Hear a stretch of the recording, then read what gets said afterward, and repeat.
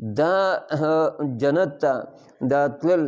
دا دنیا کې لږ محنت هغه چې دی نو لګي، لږ دغه کوشش هغه لګي. حدیث کې راځي چې کله یو انسان هغه مري نو دغه وخت کې چې د ده ته ملایک راشي نو تقریبا د سوچ د ده نظر لګي نو په دومره اندازه کې هغه ملایک ورته کې کیني او په ګیره چې دی نو هغه واچوي،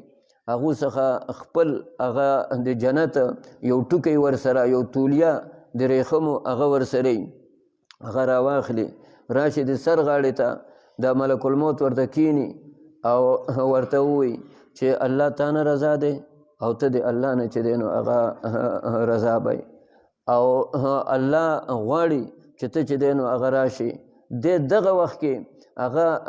ډیر زیات چې دی نو تقاضا کوي چې زما زر دا روح چې دی نو هغه وکاږئ چې زه د الله مخې له هغه لاړ شم. هغه روح هغه ولا هغه ملایکه هغه راوکاږي په هغې تولیه کې په هغې ریخمو کې هغه چې دی نو بند کړي نو هغه نور ملایک هغه راشي، هغه ملایک هغه د ده نه واخلي. بیا چې دو کله اول اسمان ته ځي نو باقاعده هغو تپوس کوي چې دا د چا دغه دی روح دی، نو دو ورته وایي د پلار نوم ولا اخلي، د زوی نوم هغه اخلي چې دا پلانکی دی د پلانکي چې دی نو زوی دی، دغه شان هغه د الله مخې له هغې له بوځي. نو دغه وخت سره دی دا غواړي چې زه د الله مخې له هغه چې دی نو لاړ شم، نو ځکه ترې هغه محشر کې الله تپوس کوي چې تاسو زما دا ملاقات ولې محبوب ګڼه، نو دو به وایي چې یا الله د دې وجې نه چې ته مونږ ته عفو وکړې، مونږ ته مغفرت هغه زمونږ وکړي. د صحابه کرامو داسې یو عقیده وه، د هغو داسې چې دی نو یو ذهن هغه جوړو چې کله به لاړه یو سړي هغه ته به پوه شله چې دی اوس چې دی نو هغه وفات کیږي،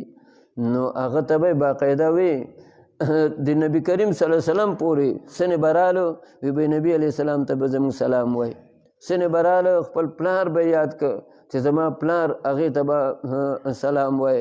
چا به خپل زوی چې دی نو هغه یاد که چې زما زوی ته به چې دی نو سلام هغه به وای. داسې یو